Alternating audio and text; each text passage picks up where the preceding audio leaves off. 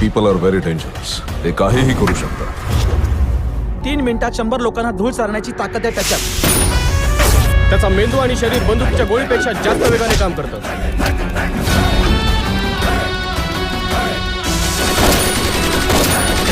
इथं सरकारी यांची घरही काय निघालंय तरी या स्नेहांतरून सुटाना. 35 गावच्या जमिनी आणि 2000 एकराचं जंगल राख करून टाकालेत ती. तू जे सांगतोयस त्याचा पुरावा काय? या जमिनीवर तुमचा हक्क आहे, आभाळावर तुमचा हक्क आहे, पाण्यावर तुमचा हक्क आहे. तुम्हासनी मरणाचा भ्या वाटत नाही काय?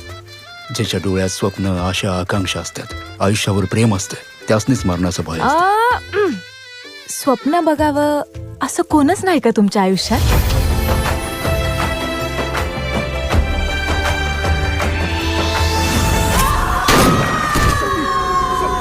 नुसत्या तत्वांच्या बाता मारून गोर गरिबांचा जीव घेणाऱ्या या लांडग्यांसमोर हात जोडायलास?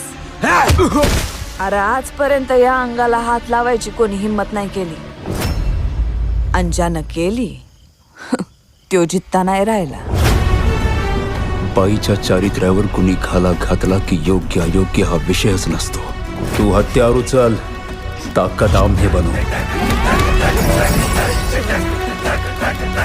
या नक्षलांनी आपली पाळंमुळं जंगलात रुजवली तर जंगल हटवायचं सोडा, साधं गवत सुद्धा उपटू शकणार नाही आपण.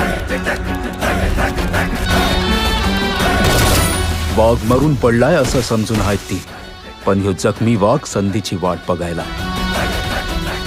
1000 गोळ्या झेलू शकणारी छाती आहे ही. माझ्या चितड्या करील अशी गोळी या बंदुकीत आहे का?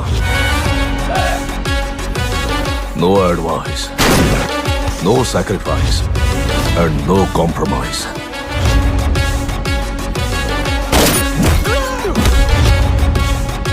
आता जखमी वाघ जास्त वेळ गुहेत बसून नाही.